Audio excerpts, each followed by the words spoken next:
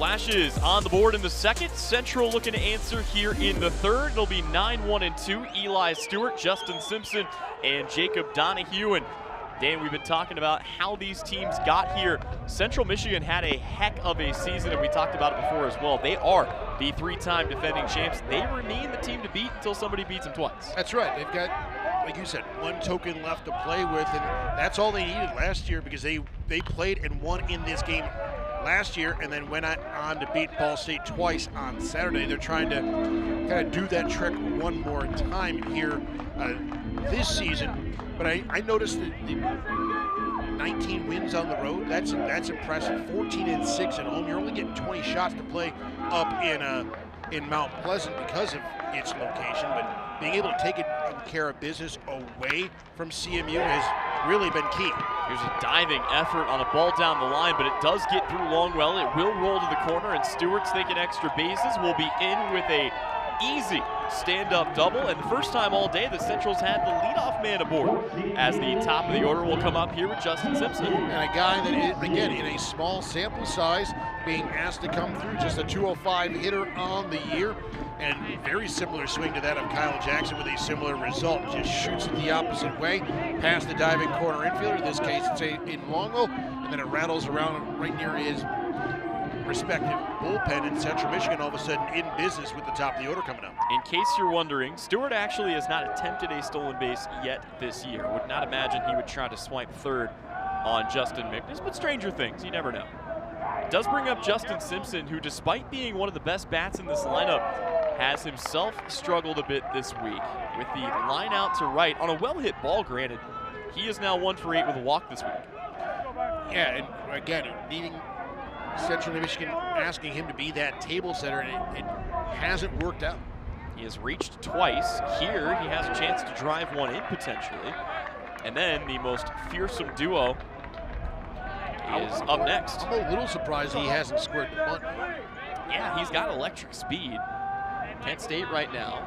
Well, especially with the runner on second, move him over, and then now you got 2 chances to get a run in from third. Jackson is playing in a little bit, just on the edge of the infield grass, or the infield turf, so to speak. The Longwell's well back behind the bag at first. And I was just about to mention that. You've got a lot of real estate if you lay one down that first base line. Yeah, if you're able to get one at or near Roebuck in that first base kind of triangle, you can walk to first base. 2-1, fouled away, and the count goes even here at 2-2. But asked and answered if he's going to be bunting, as he has been hacking this entire at-bat and follows this one off for strike 2. It was more an observation going, the way Central Michigan has liked to play in games past, really surprised that there wasn't a bunt on at all, at least showcased it at all during this at-bat. And we've seen a lot of small ball out of them this week. But right now, electing to swing away. 2-2 to Simpson is rolled. Foul? Yeah, well fouled. Okay. First. It hit that Mid-American Conference banner, and it pretty much shot foul immediately. He got way around on that early and lined it just on the bullpen side of the Central Michigan dugout. I kind of figured it was out of play just watching the fielders, but again, from our vantage point down here by the Kent State bullpen, you lose a ball every now and then. 2-2. Big swing and a miss as Simpson lost track of that one. It is strikeout number 2 for Benny Roebuck, and it's 1 down here in the third. A little Bugs Bunny curveball here, as that one is probably not breaking as much as Benny Roebuck would have wanted, and I don't think it broke as much as Justin Simpson thought it was going to, and that gets the wave of the miss. Sometimes kind of that backup curveball turns out to be your best friend because nobody's expecting it. So it does bring up 2 of the biggest problem spots in the lineup from a Central Michigan standpoint, as Justin Mickness jogs out, wants to have a word with Roebuck. But you look at Donahue, you look at Mitchell. So far this week, Donahue is 4 for 9 with 2 driven in. Christian Mitchell is 5 for 10. These have been the guys with Garrett Navarro, also with a home run. The 2, 3, 4 guys have been a big part of what Central Michigan has been able to do offensively. And we see Kieran Cahy and Richie Dell at least taking up some residence in the Kent State bullpen immediately to our left. So we knew that Roebuck would be more or less an opener, and you'd be piecing together the rest of the ball game.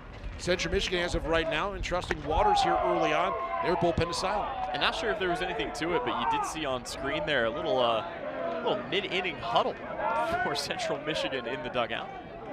But they're all back up and very attentive now as they watch Jacob Donahue try to continue his assault on baseballs this week.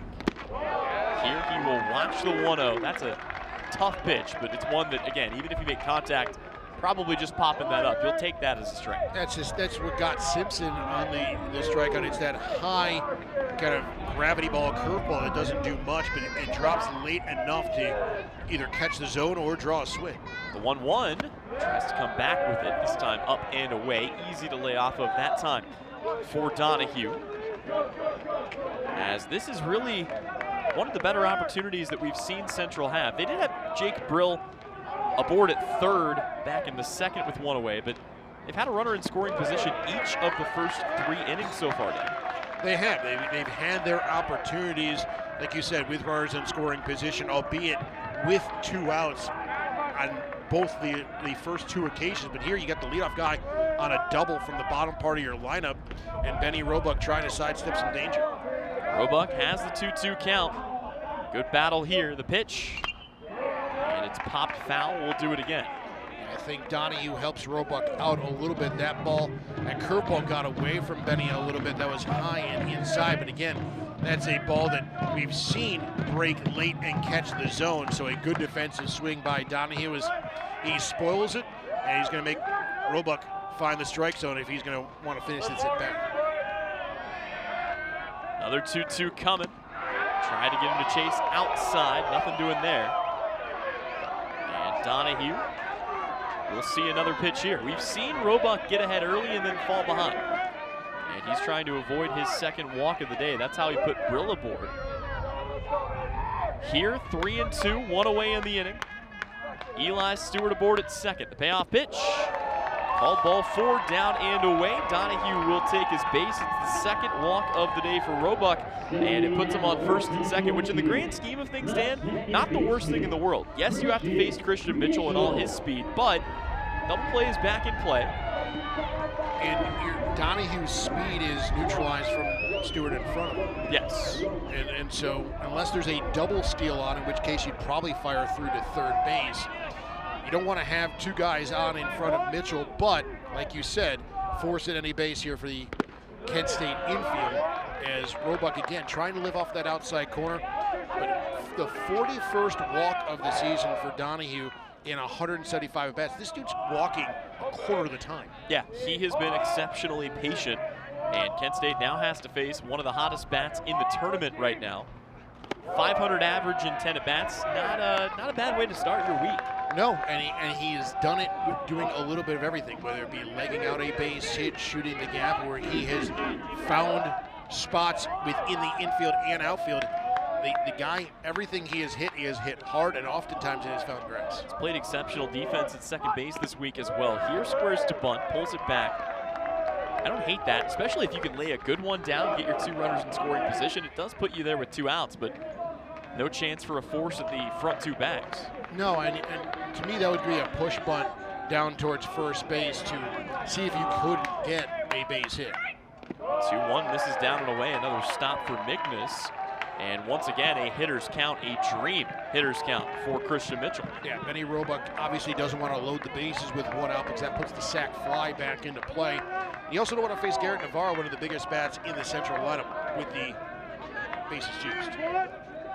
See if he gets a pitch to hit. Here does Mitchell, as that'll just drop in for a strike. That was one that almost saw a bit of a grimace after it was released by Roebuck, but it does find the zone and fills the count. Yeah, it had some late run back to the outside corner, and Manny Gonzalez said it caught enough of the plate to warrant the full count. Here comes another payoff pitch, and it's another walk. Back-to-back walks to load the bases for cleanup hitter Garrett Navarro, who already has 1 home run today, and you can bet he'll be licking his chops on this at bat.